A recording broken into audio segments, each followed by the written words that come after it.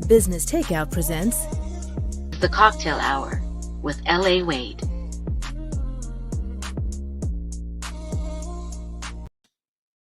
I'm a hot mess. Welcome to the Cocktale Hour. Well, if you're gonna be a hot mess with anybody, you might as well be a hot mess with me, because that's Praise the Lord. There is God. Because, some of the people that I met while I was in New York City, they wouldn't probably be down for what's going on right now. I have literally just parked my car illegally so that I can have this conversation with you, Kisha. But I love you. So let me get all of the professional shit out of the way. Welcome to the Cocktale Hour. This is your girl, L.A. Wade, a.k.a. Cocktails with L.A.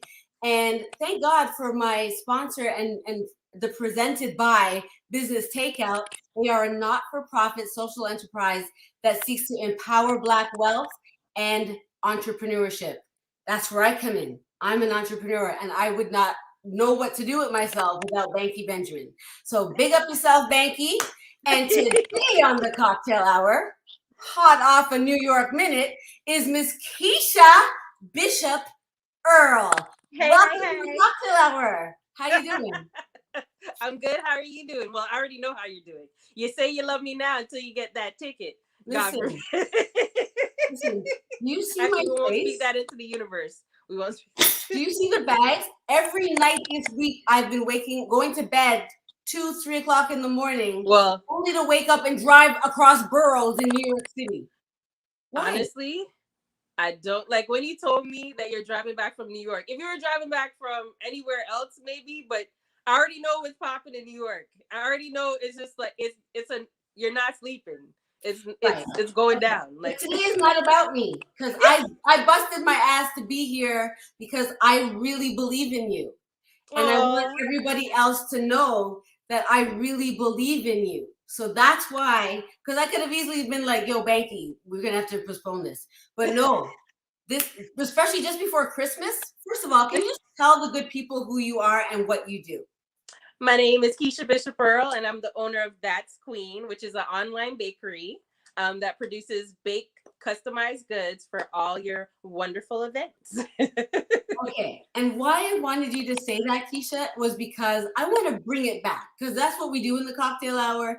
We bowl it back. Yeah, we bring it back because we want to understand where this came from. Like, how did you get here? And where you and I meet, I know a woman who's trying to be a dentist and will kill somebody's baby to do it. Oh, we're still there. We're still there. Don't get twisted.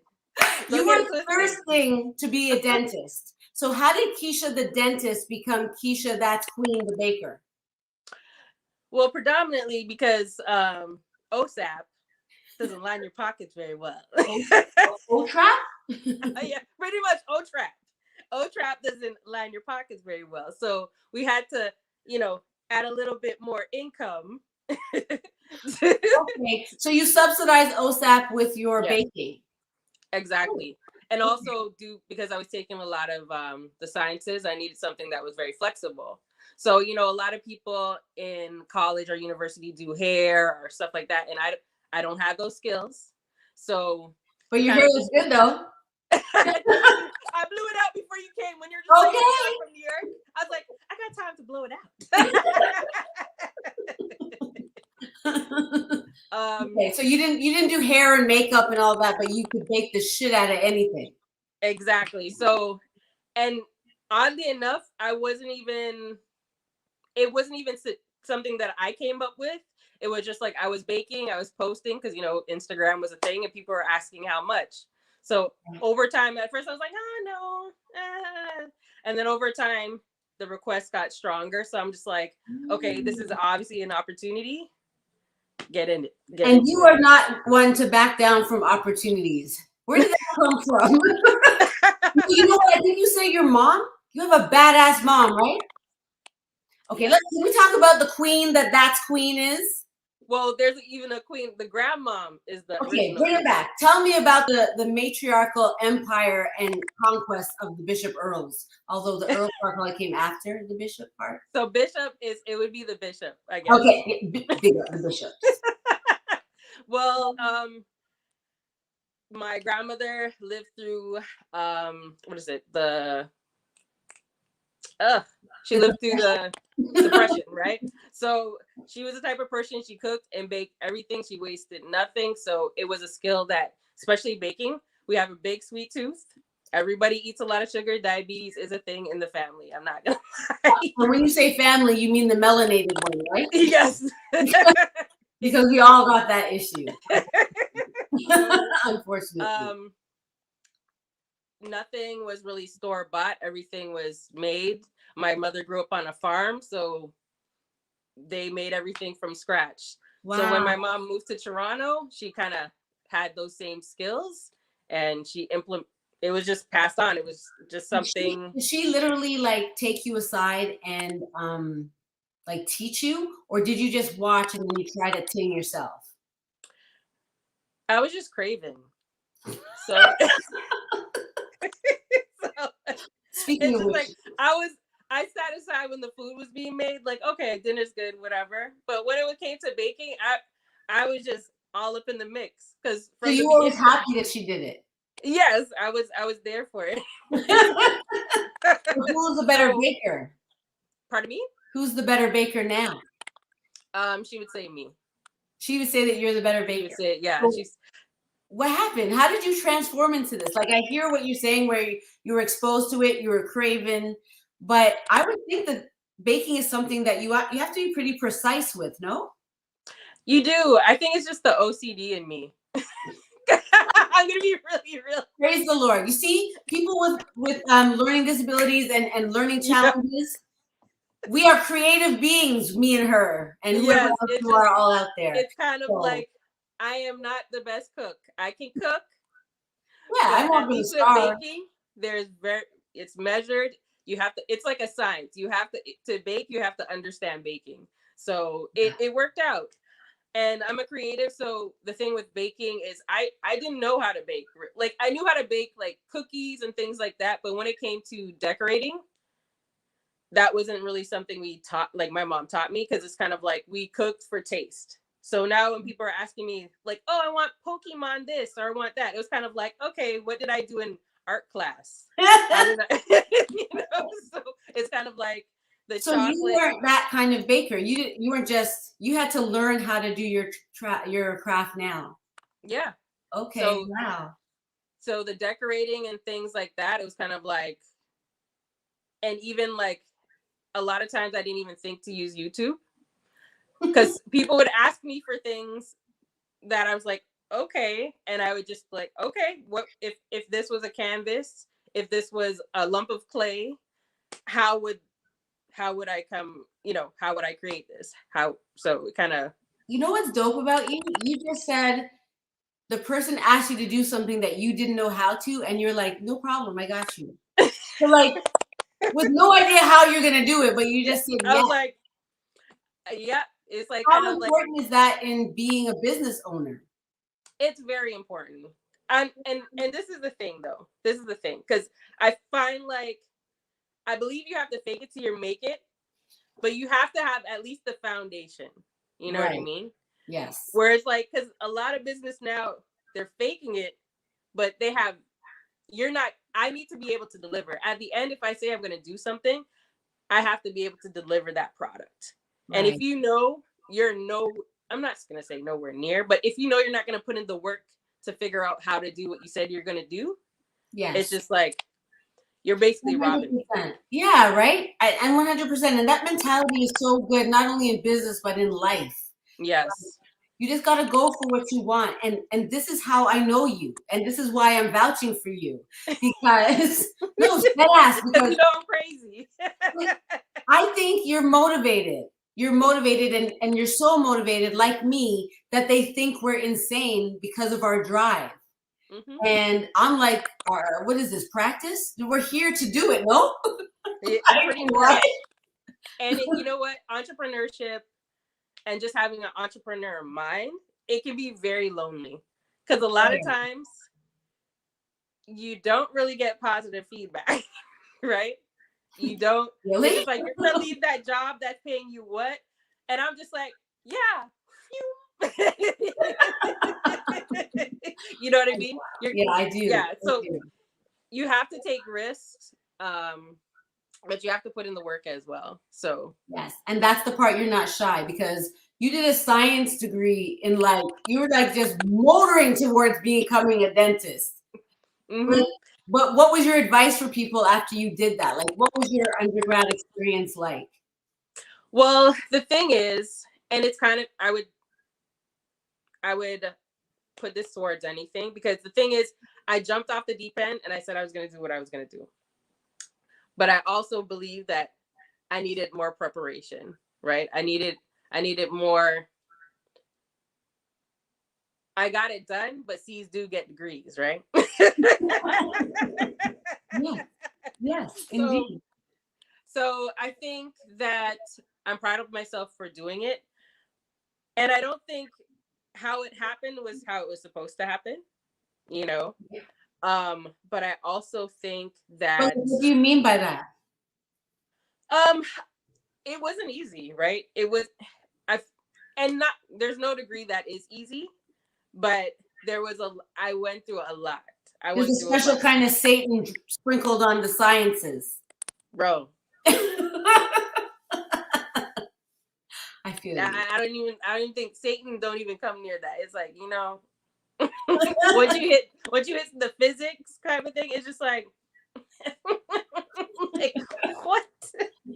But has that now helped you in your baking? Oh yeah. See? Yes. See? That's what I'm saying. You know when people say, like, what am I learning this for? Where am I going to use it in real life? Hello? You know what? It's crazy, because as painful as it was, yeah, I wouldn't have changed it for the world, because I matured so much at the same time. In regards to who I am, I changed a lot. Like I was, not to say, like, if you knew me before UFT, I was very rough. Give me an example of what rough Kisha looked like, or would say. What would she say? What would rough Kisha say? And give me the scenario. Well, am I any kinder though? I think you're very kind.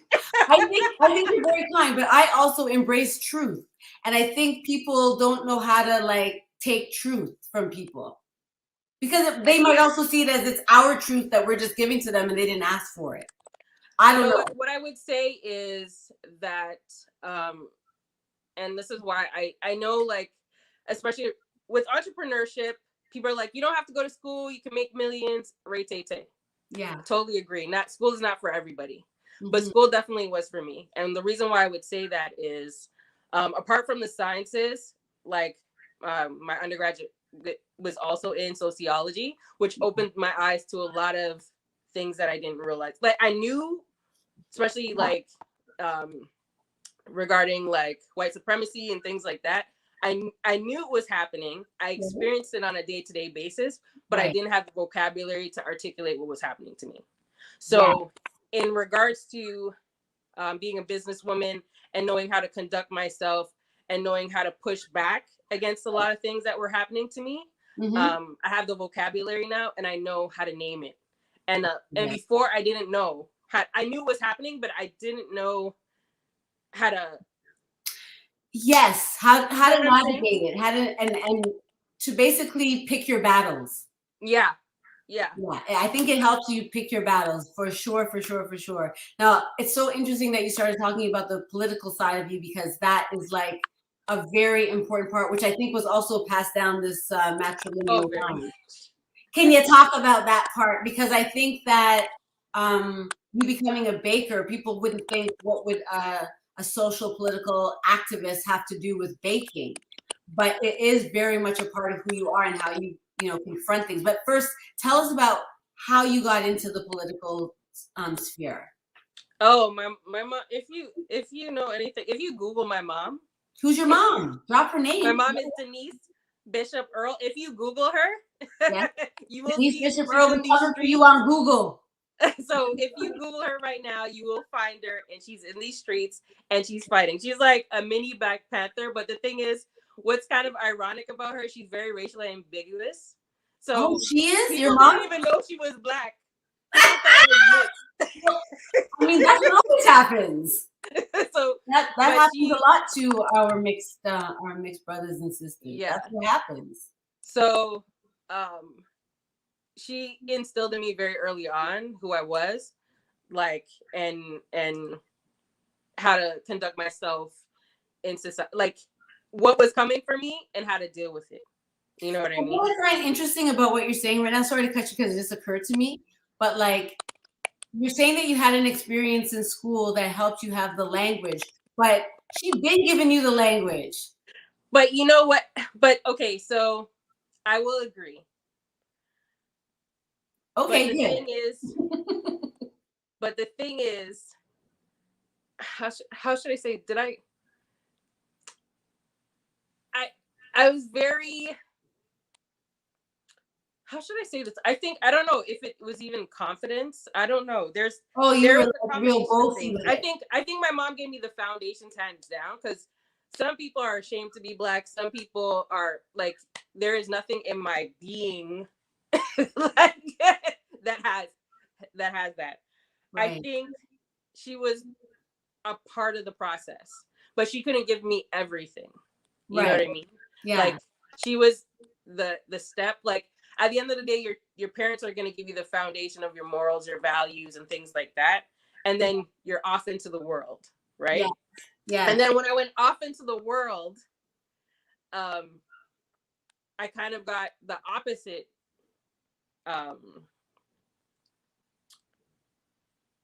Basically, the world told me the opposite to what my mom told me, right? Oh, okay. But you were amazing, and the world was like, not this bitch. No, I know, like you're ghetto, you're this, you're that, you're this, like, you know what I mean? So, and even with my mom, I don't even think she knew that my mom's like a historian, right? So that's a little bit different. So I knew the history. You can't tell me, like, you know what I mean? Right. But in regards to the vocabulary and really the social structures that are really real, like it I think university kind of peeled it back a little bit further.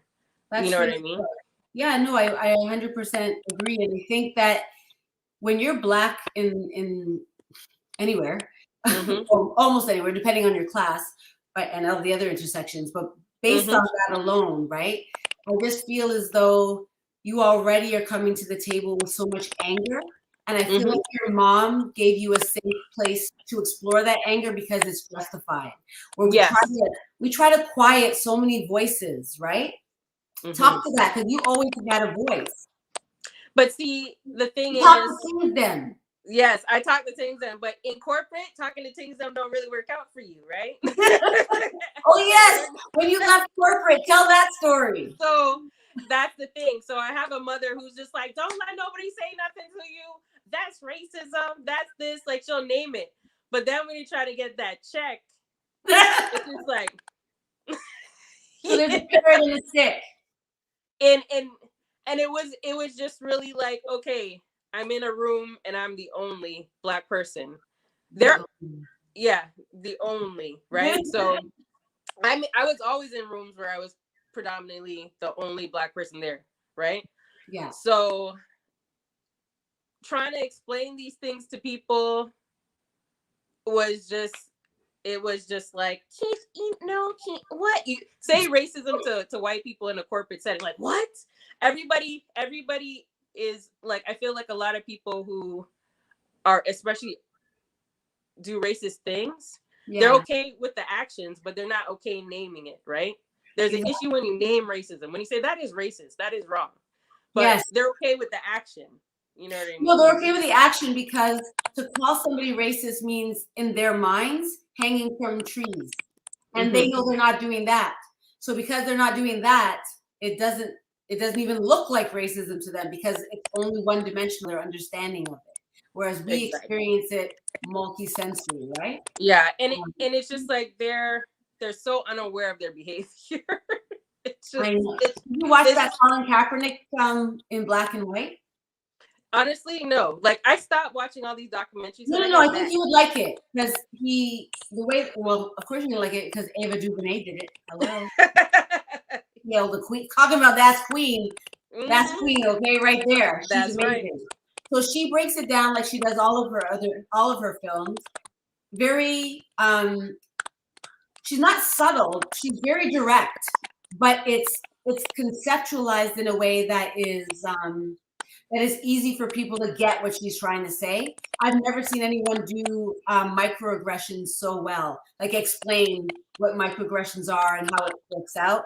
But anyway, you should watch that because I know that it will speak to a side of you. No, definitely. And I think that is a key point that you're making. Like, how could I say this? Like, when my mom spoke about racism, my mom's straight up.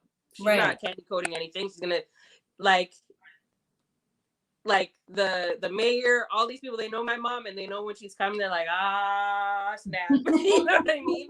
And it's different in a corporate setting to be, not to say you don't need to, hey, if you are the personality to be direct, but and it's not even like the consequences. I just was like, the consequences are real.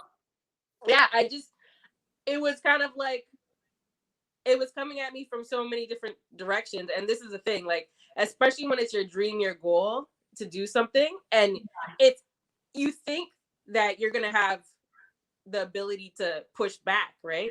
But when it happens, you're kind of like, what? Yeah, that's why how many of us now have vaccines, because we're fighting the man, but then at the same time, it's like, I gotta eat. Like, I have children, I have to do certain things. Like, and that right there, yes, is one of the key reasons for me being an entrepreneur, right? Because the thing is, when you're in somebody else's house, you have to play by their rules, right? And not to say, even in the realm of entrepreneurship, there are still, because you know what? At the end of the day, how many black banks do we have? How many black credit in, like, you know, insurance, things like that, like the major players, right? And we've been in rooms where people want to say things, but you're making $120,000. You got a mortgage, you got kids, you got whatever, you know. Yes, we make decisions based on survival, just like how you made That's Queen. You were like, I don't make enough money. So I need to do this because it will help me have more money. And that's how people make decisions, whether it's a vaccine or a paycheck. This is what we're doing. We're weighing the options of what's going to happen here. But tell me about That's Queen, because something's clicking. Do you hear clicking? Yeah, I hear it as well. I don't know if it's my side. I don't want to click because I want to hear what you have to say about That's Queen so badly. I only know the beginning part of the concept. Okay, talk now. Yeah, I got it. That's good. You sound good to me. I hear it. It's okay. We'll roll with it. Okay. Oh no. Oh no. I know when you try. This is the Cocktale Hour with your girl LA Wade, and I was speaking to Kisha Bishop-Earle, who is a student at U of T that transitioned from being a student pursuing dentistry to understanding how to make a choice based on her situation, her scarcity, her perception of scarcity, and decided to start baking. And as a result of her baking, he has now created a full-fledged business. And I'm really interested in the switch in your mind when you realized you needed to stop working in your business and start working on it. It would be my final semester of U of T. Okay. Around like when I needed to complete my final semester. And can I just interject? The reason why I wanted to be a dentist is also because you own your own business, right? Right. I've always been of the entrepreneurial mindset, right? Because people don't think of the dentist as a tradesperson.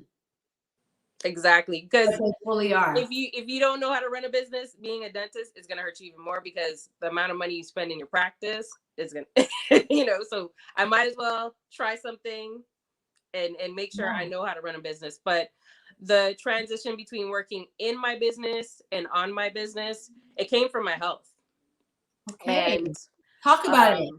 What do you and mean? understanding, because I have an aunt who is an entrepreneur, and she always used to say, girl, you because I'd be like, I'm answering emails, I'm doing marketing, I'm doing this, I'm doing like, I would just tell her what I was doing. She's like, that's customer service, that's marketing, that's sales, that's, you know what I mean? And she would break down all the things that I was doing and put it into a category. And she's like, how many people would a company usually have to do all those things, right? And she's like, you're doing it all. And she's like, you're not going to be successful if you try to do everything by yourself. No business runs just on one person alone. You need help, right? So it was now going into 2019, it was really understanding, okay, I have a product that could make me money. And I kind of have to go back where my final semester, I actually started getting so much business, I had to start declining. But part of the thing with me is like, I'm going to try, right? Because it's like, this is my name and I feel bad. And I'm just like, and it's also, it's kind of like, you almost feel like if you turn down an order, right, you're kind of like, you're just throwing away money. Like, what? But it's just like, I also have essays. I also have exams. I also have these things. And like, I literally, you know, I also suffer from depression and anxiety. So it was just, it started to get really overwhelming. Yeah, I would. And I just had to be like, you know what? Pump the brakes. And because when I jumped into the business, it was kind of like, oh, I'm just going to do this little thing. And I didn't have a business plan.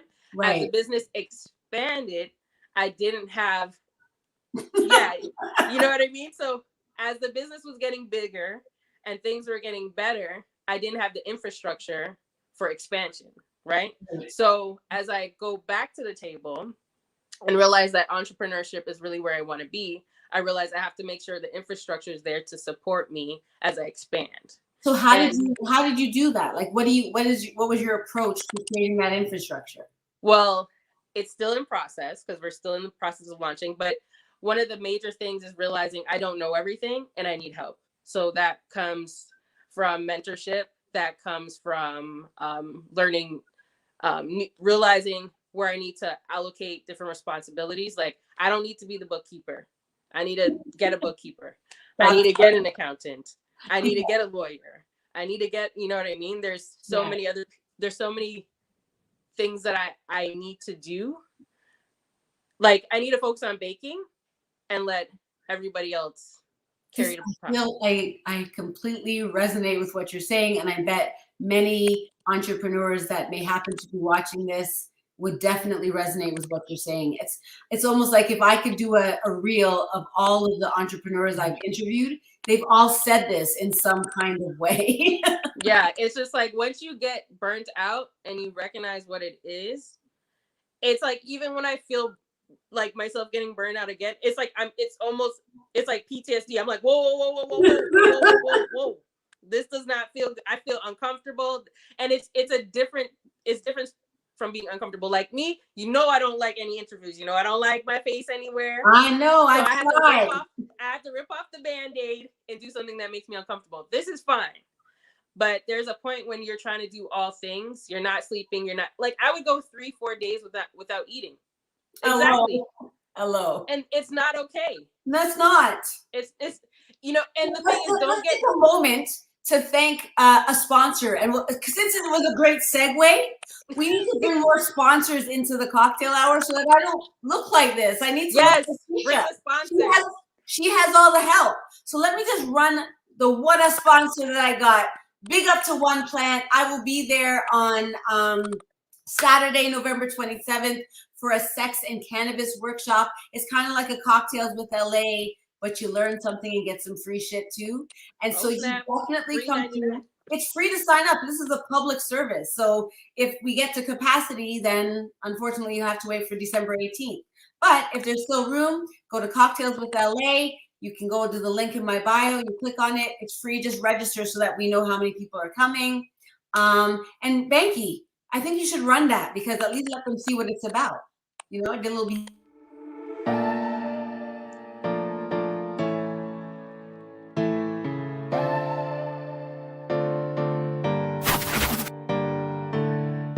What's up, everybody? It's your girl Cocktails with LA. You were behind the scenes in one plant for my very first photo shoot with this company.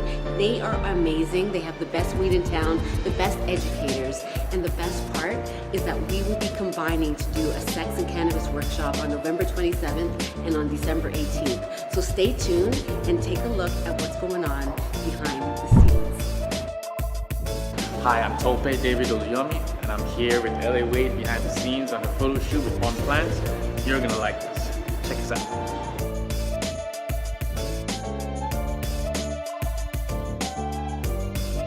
My wife checked out her show on YouTube, checked out LA's show on YouTube. My wife loved her show, and so she's like, you gotta call LA and we gotta do something together. And so that's how it came about. So that kind of led us to where we are today. I'm hoping to do some community education around sex and cannabis.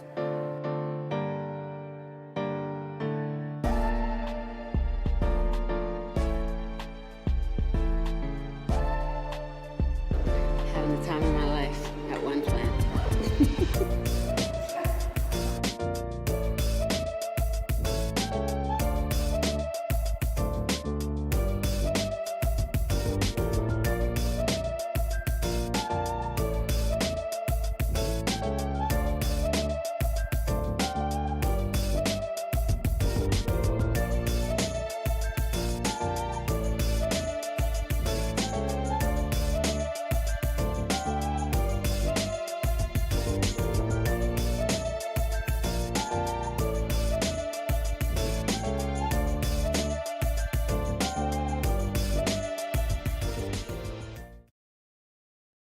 See, I can't do that shit without help, right? I know the editing alone is like Potential Film, shout out to Sheldon Shaw. That's my homie. Yeah. In fact, you guys should really hit him up to do a commercial for That's Queen. Oh, no, for just That's Queen. Tell me, okay, let's go back to That's Queen, because that's really what's important here. Tell me about that. What the name, where are you going with it? What's going to happen? So That's Queen, like the name wasn't that deep, to be really honest. Like everything with my business, it was kind of the name, everything came from feedback. It was kind of like people were like, yo, That's Queen. And then that was the name. Because when I launched That's Queen back in 2015, it was like I had a week or 2 weeks to get things done. So we were just like, okay, what's the name? Boom. What's this? And it's just like, it was just. Okay, who did you surround yourself with to make this important decision? It was just like friends and family. Right. So what would you say? I'm doing a baking company, come up with a name? Pardon me? Did you just say like, I'm doing a baking company? Just help give me, what would you call it? I was actually sitting, one of my cousins is a photographer. So we were planning a photo shoot. Okay. And he made a joke. He's like, listen, because just the way I eat, because people are like, say I'm bougie and I'm just over the top, right? So like, That's Queen. And especially with the treats to the take. That makes more sense now. I'm just more dope. Don't play. That's your brand story. You need to. Also because the treats were just next level. So it's just like, it's like people are just like, if you touch a box cake, it comes out tasting good. It doesn't matter what it is. It's just like, if I bake it, it's just like, yo, That's Queen. Dead. Like, it was just. Wow. You like drop the mic. That's Queen. I mean, you shouldn't underplay that story, because that is very much in line with what I would consider your brand story. And I don't know if you're in the development of creating your brand story. It very much is, but you know me, like I'm very like when it comes to talking meticulous about myself and controlling, and things like that. Pardon me? I said meticulous and controlling. Yeah, very much. Yes. But you gotta you have to save a little bit of room for God to do the miracle part. I know, right? And why would a girl from Jungle? Listen, you gotta watch the story.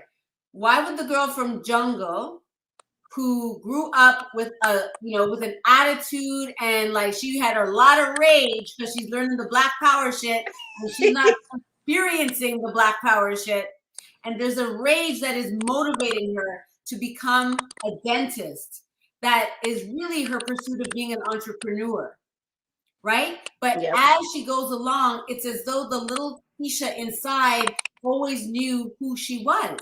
She's the queen, and everybody would recognize it in you, except for you. You had to go through your own rite of passage. And so we see you, and but see, you weren't seeing yourself. That's why I love you, because you know how to just package all that together real nice. No, but it's just right there in front of my eye. You know what it is? If you pay attention to your own life, your story is right there. The only reason Cocktails is happening is because I told my story. It's very true. Right? It's very true. So tell your story too. Like, tell your story so that people want to believe in you. They want to see you win. I want to see you win because I've seen you. You mentioned earlier about having mentors. And we both had a mentor that passed away, Rosalind Thomas Long. And I just want to know, like, what does this woman mean for you? Because I already done know what she means for me. Listen, I can't even talk about Rosalind, without like tearing up. Let me tell you something.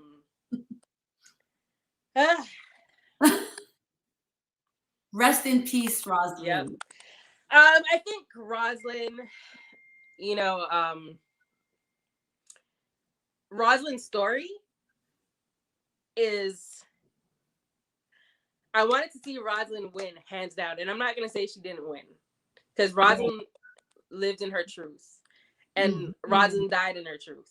Right. And Rosalind didn't compromise or back down. Right. And Rosalind was a brilliant woman. She had all of the degrees. It's just like, I was the opposite to Rosalind. Right. So I'm from the hood. I didn't, I'm not polished. People would consider me ghetto, consider me this, that, and the third, but I'm a go-getter, and I'm going to get what I want, and I'm going to go into any room, and I don't care. I'm not about respectability. You know what I mean? That is me. Rosalind. Respectability politics. Yeah, politics. Yes. Now, Rosalind, she is the Black Mary Poppins. She was, you know what I mean? You can't say nothing bad about Rosalind. Rosalind will not have a hair, laid improperly. She did everything that they say if you do, you'll be successful. You know what I mean? She did it all. And she fought for our community, and she did it with grace. She did it with class. She was like the Maya Angelou freaking U of T. You know what I mean? Like, to those of us who studied under her, was close to her, quite literally. Yeah. And that's because she was mentored by an amazing woman in Karen Brathwaite. But exactly, and that speaks to the mentorship. So go ahead. And she basically was a woman who will remind you of who you are. And like the last time I was around her, she was like, Kisha, what are you doing? Like, whether it's dentistry or doctor, you better be a doctor. But next time I see you, kind of thing. Like, she made me go to McMaster and go sit down and she just like, do not give up. Do not, basically don't let anybody take the crown off your head. You know who you are. Get it done. Right. And unfortunately, illness got her. You know what I mean? But the thing is, nobody can say she didn't accomplish what she wanted to accomplish. A lot of times we look at things like materialistic things and look at that as people being successful. Rosalind was successful because anybody that speaks her name, you have to put respect on it, period. Right? You have to put respect on Rosalind's name. You cannot say anything bad about Rosalind. That's People will come for you. What? I'll come for you. It's true. In regards to mentorship, she was in a place that, like with U of T, well, I would say it was I learned a lot, but I also learned that they also didn't want me to speak up the way I wanted to speak up. You know what I mean? It was also do that overtly, or how did you experience that? By microaggressions, right? Like, so it was also because I'm going in there like, I'm going to speak my truth. They have all these departments that basically speak about all these things. And it was like, whoa there. You know what I mean?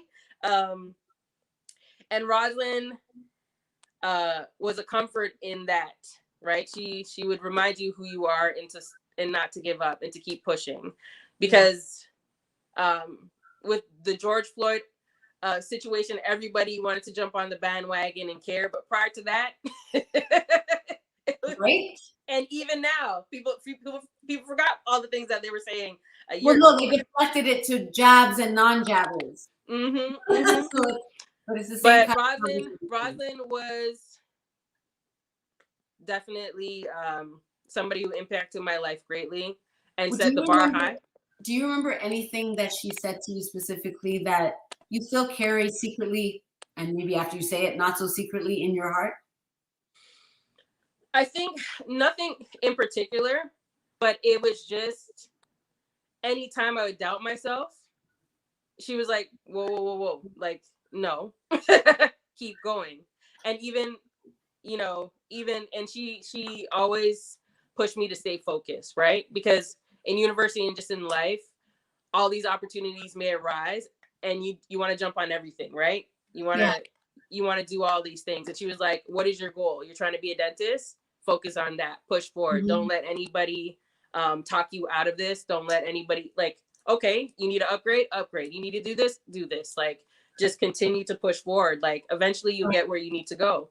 So, and even if it's not where you thought you'd end up, you still end up where you need to go. And that's why people shouldn't be afraid to take steps. But I think that's something I'm learning as I get older, because I'm very tunnel vision, right? So anything that you are, it's just like, no, that's what. If it's like, I don't want it. Like, it's not what I want. It's like, no, I don't want that color. I don't want it.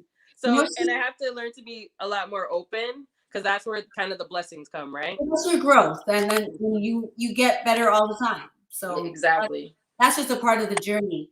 But in regards to Roslyn, just to put her to rest her in peace here in this conversation, the thing that she said to me over and over again, and always in relation to my own doubt, she'd always say, "Why not?" True. Why not you? That is true. That is so true. That is Roslyn's like. Why not? Like, she's like, what do you mean? Yeah, what are you talking about? Why not? And it's kind of like, true.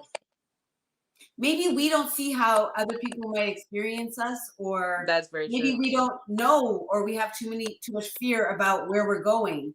So when she's placed that seed of why not inside of me, and then I nurtured it with my own drive and my own curiosity and my own bravery, it's kind of like those seeds started to manifest something that I didn't see coming, right?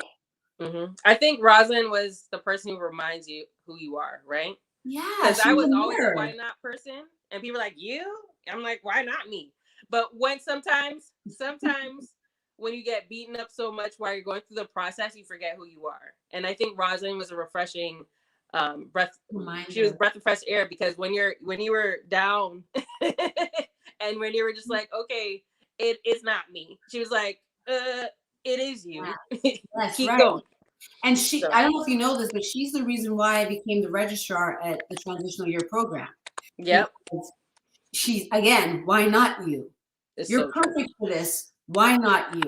And nobody really felt comfortable with it being me. Well, not nobody, but there's a lot of people. I totally understand what you're saying. Yeah. And it's kind of like, well, it is me. So get over it. It's me. And I try to do it the way that she encouraged me, which is what I hope I have done to help people, whether you liked me or not. And that's what I really like about you, Kisha, is that I think we both have that in common. You came into TYP to work with me at one point, and it was just at such a vulnerable time, and you were perfect, and I got to see you better than when I knew you as just a student. And so this is why I wanted to be here with you. Like, with me, I'm not for everybody. Hello.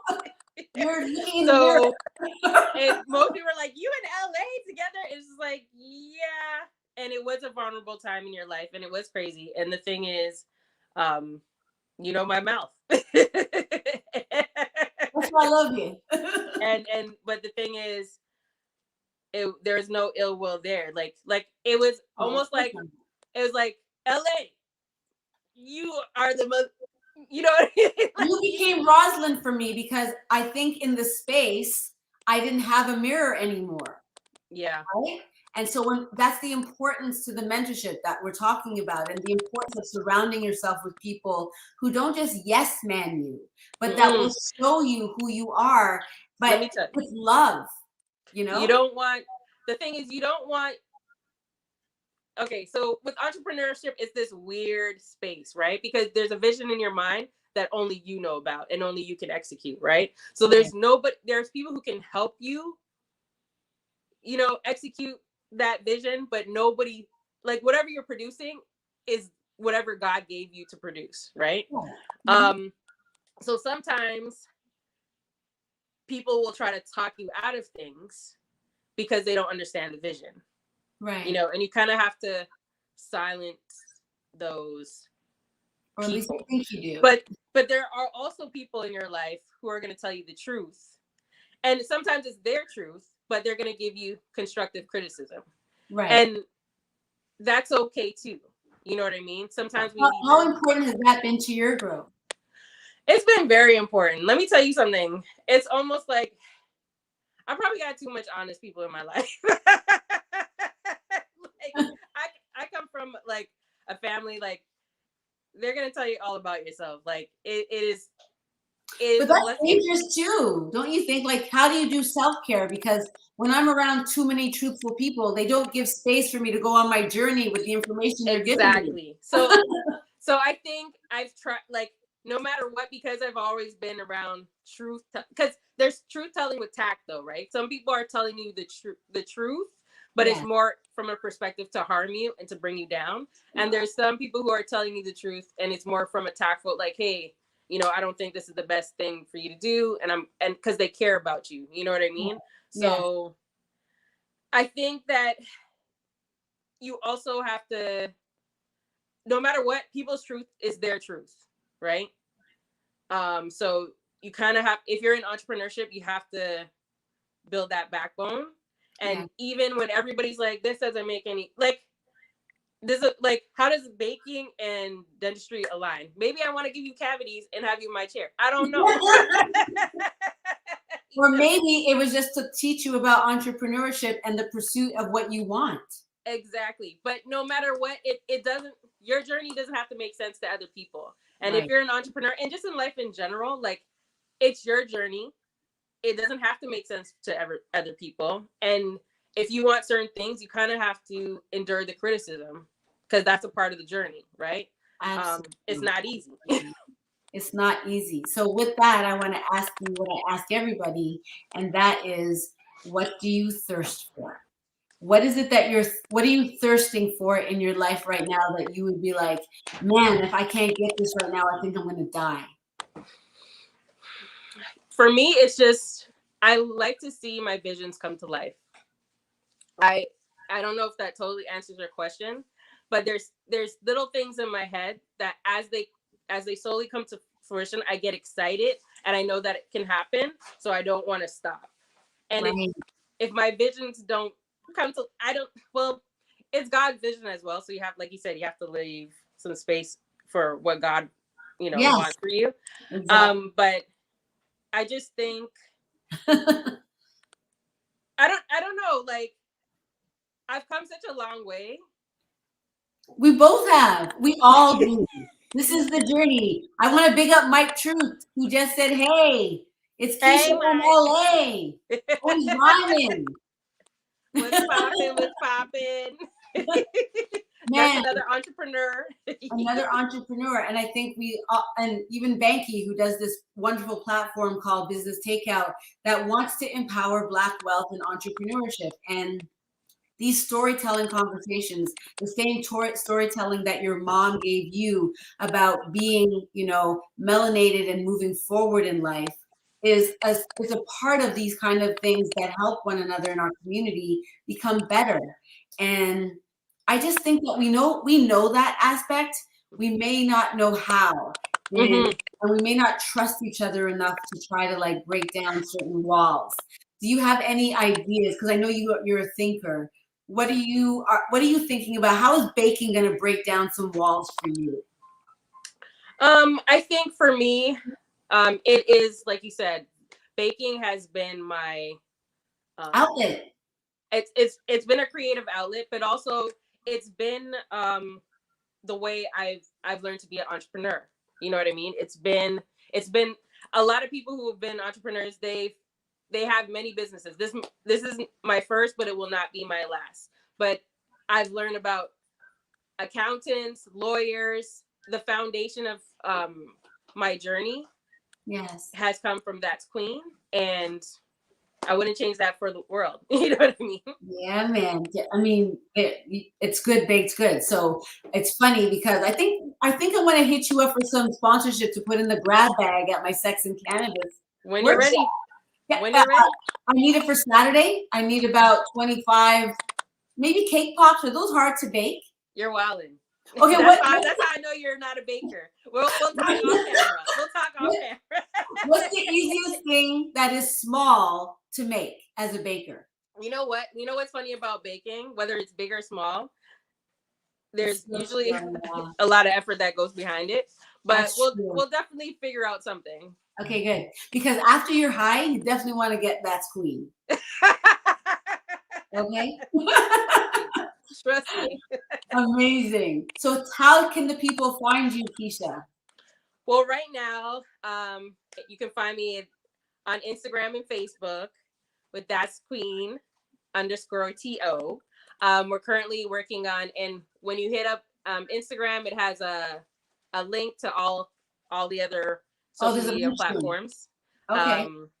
And my mailing list, we're currently working on the website and all those beautiful things. We're in relaunch phase. So are you one of those mailing lists that give you lots and lots of information, or are you just more strategic?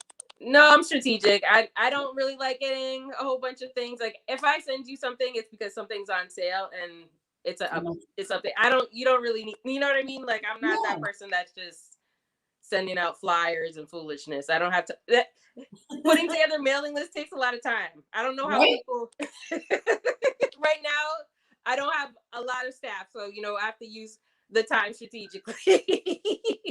So before you go, I want to address that because I find that a lot of Black businesses, they go through the struggle of growth and customer service. Well, and they're just not honest, or we're not as customers, we're not patient, or we're just like, you see, this is why I don't want to support no Black. You know what? Funny thing with me, like when it comes to customer service, that is something that I usually don't get complaints about. But it might be because I come from retail. Right. You know what I mean? Like, so I'm heavy. Like, that is a pet peeve of mine, is not customer service. And then when you pair that with me being uber honest, like people are like, I need this, and I'm like, I'll tell you straight up, like that. Unfortunately, that's not gonna happen. But you know what I mean? But I'll give you alternatives. If I can't do it and I know you need something done, I'll usually, I know a lot of amazing bakers, and I don't have a problem sending, somebody that came to me to another baker. I'm not a hater like that. Like there's tons of business to go around. We have to build our community in that way. So I know we act like crabs in a bucket here in Toronto, but you know what? I think that sometimes there are crabs in the bucket, but you know what? Some people are just not for you. You know what I mean? If I go in a circle and you know what, you don't take to me, that's fine, because you know what? I'll build a table over here. And a lot of times people who are like that, they're clout chasers, right? So once you start building a reputation, then all of a sudden the same people who you wanted to do business with will be at your front door. So I don't really worry about, who doesn't rock with me or whatever. Like at the end of the day, like show and prove, you know what I mean? And once that happens, people come to your door. So I'm not really worried. I love it. I'm so happy that you made space and time for me today. I don't know how this happened. I literally got out of my car and ran upstairs to do this. Listen, you're a mad woman. I was just like, when you told me you're driving from New York, I was like, okay. Oh my God. Okay, so one more time. Wait, one more time. How do they find you? It's That's Queen _. So it's That's _Queen _TO. Is it T.O. or sorry, is it that's, Toronto? pardon me? Is it T.O. or Toronto? It's just T.O. Okay, so that's _Queen_T.O. T.O. on Instagram. And I know, I'm sorry, this is like such a faux pas not having website up, but it's coming. No worries. It's been a pleasure talking to you. Welcome every Monday at 5 p.m. because if I can make it, you can make it. Thank you so much for this opportunity, and thanks for believing in me. I know I'm all over the place. I believe in you. I wish you all the best. In fact, I don't need to. I already know that you have what it takes to get everything you want, and you're going to get everything you deserve. God's grace is real. Thank you for watching the Cocktale Hour. Peace out, and we'll see you next Monday at 5. Ciao. Good, interesting guest coming, so stay tuned. Oh, snap. I'll be watching. If you enjoy our programming and want to help support Black entrepreneurship, please donate today. www.businesstakeout.com/donate.